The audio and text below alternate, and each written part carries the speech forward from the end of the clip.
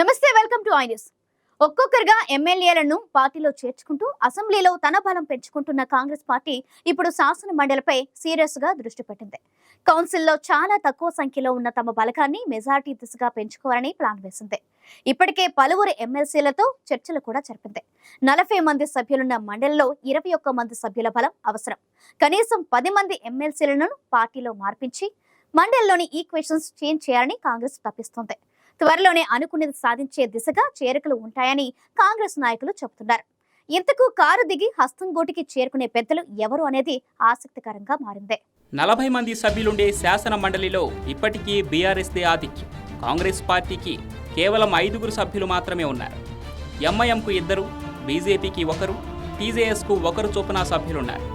మరో 2 టీచర్ ఎమ్మెల్సీలున్నారు. మండలిలో ఏదైనా బిల్లు లేదా తీర్మానం పాస్ కావాలంటే కనీసం 21 మంది ఉండాలి. కాంగ్రెస్ దాని మిత్రపక్షాలకు కలిపి అంతమంది సభ్యులు లేరు. అదే బీఆర్ఎస్ పార్టీకి 29 మంది సభ్యులున్నారు. వీరిలో కనీసం 10 మందినైనా తమ వైపు తిప్పుకోవాలని కాంగ్రెస్ ప్లాన్ వేసింది. ఈ ప్లాన్ ఇప్పటికే వర్కౌట్ అవడం ప్రారంభమైంది. కాంగ్రెస్కు సొంతంగా 5 సభ్యులే ఉన్నప్పటికీ టీజేఎస్ నుంచి గెలిచిన కోదండరాం కూడా కాంగ్రెస్ మద్దతుదారుడే. ఎన్నికల ముందు వరకు బీఆర్ఎస్కు అండగా ఉన్న ఎంఐఎం ఇప్పుడు కాంగ్రెస్తో చెలిమి చేస్తోంది. కాబట్టి ఆ పార్టీ నుంచి గెలిచిన 2 ఎమ్మెల్సీలు కాంగ్రెస్ పక్షంలో ఉన్నట్లే లెక్క. కాంగ్రెస్ ప్రభుత్వం ఏర్పడిన వెంటనే రంగారెడ్డి జిల్లాకు చెందిన ఎమ్మెల్సీ పట్నం మహేందర్ రెడ్డి కాంగ్రెస్లో చేరిపోయారు. అధికారికంగా చేరకపోయినప్పటికీ మండలి చైర్పర్సన్ గుత్తా సుఖేందర్ రెడ్డి కూడా కాంగ్రెస్ పక్షమే. ఆయన కొడుకు అధికారికంగా కాంగ్రెస్లో జాయిన్ అయ్యారు. గుత్తా కూడా బీఆర్ఎస్పై విమర్శలు గుప్పించారు. కమ్యూనిస్టు పార్టీ మద్దతుతో గెలిచిన Nalgonda teacher MLC Narsireddy, PRTU నుంచి గెలిచిన కరీంనగర్ టీచర్ ఎమ్మెల్సీ కూర రఘోత్తమ్ రెడ్డి కూడా కాంగ్రెస్ పక్షంలోనే ఉన్నారు. వీరందరినీ కలుపుకుంటే కాంగ్రెస్ పక్షం బలం 12కు చేరుకుంటుంది. బీజేపీ నుంచి గెలిచిన హైదరాబాద్ టీచర్ ఎమ్మెల్సీ ఏవిఎన్ రెడ్డి తటస్థంగా ఉంటారు. దీంతో కాంగ్రెస్ పార్టీకి ఇంకా కనీసం 9 మంది ఎమ్మెల్సీలు అవసరం. మండలిలో మెజార్టీ సాధించే ప్రయత్నంలో భాగంగా పలువురు బీఆర్ఎస్ ఎమ్మెల్సీలతో కాంగ్రెస్ నాయకులు చర్చలు జరిపారు. ఇప్పటికే 1/2 మంది కాంగ్రెస్లో చేరడానికి సిద్ధమయ్యారని సమాచారం. మిగతా వారు కూడా త్వరలోనే సుముఖత వ్యక్తం చేసే అవకాశం ఉంది.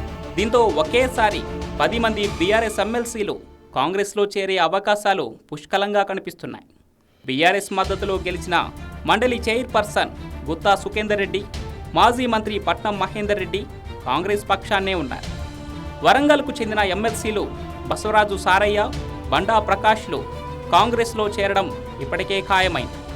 వీరిద్దరూ ఇటీవల వరంగల్లో సీఎం రేవంత్ రెడ్డిని కలిశారు. ప్రభుత్వ సలహాదారు నరేందర్ రెడ్డితో చర్చలు కూడా జరిపారు. వారిద్దరూ గతంలో కాంగ్రెస్ పార్టీ నాయకులే కావడం ఇక్కడ గమనార్హం. బసవరాజు సారయ్య కాంగ్రెస్ ప్రభుత్వంలో మంత్రిగా కూడా పనిచేశారు. మాజీ ఐఏఎస్ అధికారి, మెదక్ పార్లమెంటుకు బీఆర్ఎస్ తరపున పోటీ చేసిన పి వెంకట్రామరెడ్డి కాంగ్రెస్లో చేరడం ఖాయమని తెలుస్తోంది. వెంకట్రామరెడ్డి సమీప బంధువు అయిన మంత్రి పొంగులేటి శ్రీనివాసరెడ్డి ఈ విషయంలో మధ్యవర్తిత్వం వహించినట్లు సమాచారం. ఎన్నికల్లో ఓడిపోయినప్పటి నుంచి వెంకట్రామరెడ్డి బీఆర్ఎస్ పార్టీతో అంటీముట్టనట్లు వ్యవహరిస్తున్నారు. చాలామంది పార్టీ నాయకులు ఫామ్ హౌస్కు వెళ్లి కేసీఆర్ను కలిసి వచ్చినప్పటికీ వెంకట్రామరెడ్డి మాత్రం వెళ్లలేదు. కరీంనగర్ జిల్లాకు చెందిన భానుప్రసాద్, ఎల్ రమణ ఇద్దరూ కాంగ్రెస్ తీర్థం పుచ్చుకుంటారనే ప్రచారం జరుగుతోంది. ఎల్ రమణ సుదీర్ఘకాలం టీడీపీలో పనిచేశారు. చంద్రబాబు శిష్యుడు, రేవంత్ మిత్రుడైన రమణ మళ్లీ తన మనుషుల వద్దకే చేరతారనే ప్రచారం ఉంది. భానుప్రసాద్ కూడా కాంగ్రెస్ మనిషే. మొదటిసారి కాంగ్రెస్ నుంచే ఎమ్మెల్సీ అయ్యారు. ఆయన కూడా సొంత కూటికి చేరే అవకాశాలు కనిపిస్తున్నాయి. నల్గొండకు చెందిన ఎమ్మెల్సీ కోటిరెడ్డి చాలా కాలం నుంచి స్థానిక బీఆర్ఎస్ నాయకత్వం పట్ల అసంతృప్తితో ఉన్నారు. ఆయన కూడా కాంగ్రెస్లో చేరేందుకు సుముఖంగా ఉన్నట్లు చెప్తున్నారు. మాజీ ప్రధాని పివి నరసింహారావు కూతురు సురభి వాణిదేవి, ప్రజాగాయకుడు గోరేటి వెంకన్న, కుర్మ సంఘం నాయకుడు ఎగ్గ మల్లేశం కూడా కాంగ్రెస్ పట్ల సానుభూతితోనే ఉన్నట్లు సమాచారం. వారు పార్టీ మారకపోయినప్పటికీ బీఆర్ఎస్ జెండా మోసే అవకాశాలు చాలా తక్కువే అని భావిస్తున్నారు. అవసరమైన సందర్భంలో వారు ముగ్గురు తమకే మద్దతు ఇచ్చే అవకాశాలున్నట్లు కాంగ్రెస్ నాయకులు అంచనా వేస్తున్నారు. వాణిది కాంగ్రెస్ కుటుంబమే కావటం, గోరేటి వెంకన్నకి మహబూబ్ నగర్ కాంగ్రెస్ నాయకులతో మంచి సంబంధాలుండటం, ఎగ్గే మల్లేశానికి కాంగ్రెస్ సీనియర్లతో సాన్నిహిత్యం ఉండటం ఇక్కడ గమనార్హం. వ్యాపారవేత్త అయిన ఎమ్మెల్సీ నవీన్ రావు కూడా అధికార పార్టీలో చేరడం బెటర్ అనే అభిప్రాయంతో ఉన్నట్లు చెప్తున్నారు. గతంలో కాంగ్రెస్ పార్టీలో కీలకంగా పనిచేసిన Hyderabad MLC MS Prabhakar Rao, Mahabub Nagar MLC Kuchukulla Damodar రెడ్డిలతో కూడా చర్చలు జరుపుతున్నట్లు తెలిసింది. వరంగల్కు చెందిన ఎమ్మెల్సీ తక్కెళ్లపల్లి రవీందర్ రావుకు జిల్లాలో ముఖ్య నాయకుడైన ఎర్రబెల్లి దయాకర్ రావుతో విభేదాలున్నాయి. రంగారెడ్డి జిల్లాకు చెందిన షంపీపూర్ రాజుకు కుత్బుల్లాపూర్ ఎమ్మెల్యే వివేకానందతో సఖ్యత లేదు. ఆదిలాబాద్ ఎమ్మెల్సీ దండే విఠల్కు జిల్లాకు చెందిన నాయకులతో విభేదాలున్నాయి. పార్టీలో మొదటి నుంచి ఉన్నప్పటికీ మధ్యలో వచ్చిన వారికి అవకాశాలిచ్చి తాము ఎమ్మెల్యే అయ్యే అవకాశాలను పోగొట్టారని రవీందర్ రావు, రాజు, విఠల్ అధిష్టానంపై కూడా అలకపోని ఉన్నారు. వారి అసంతృప్తిని తమ వైపు తిప్పుకోవాలని కాంగ్రెస్ ప్రయత్నాలు చేస్తోంది. అధిష్టానానికి దగ్గరి వారు కావడంతో వీరు కాంగ్రెస్లో చేరతారా లేదా అనేది ఇప్పటికిప్పుడు తేలే అంశం కాదు.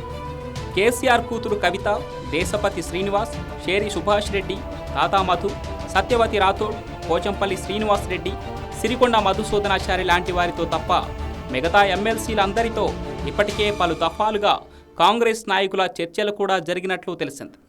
మొత్తంగా ఏకకాలంలో 10 మంది ఎమ్మెల్సీలు కాంగ్రెస్లో చేరడం మాత్రం ఖాయంగా కనిపిస్తోంది.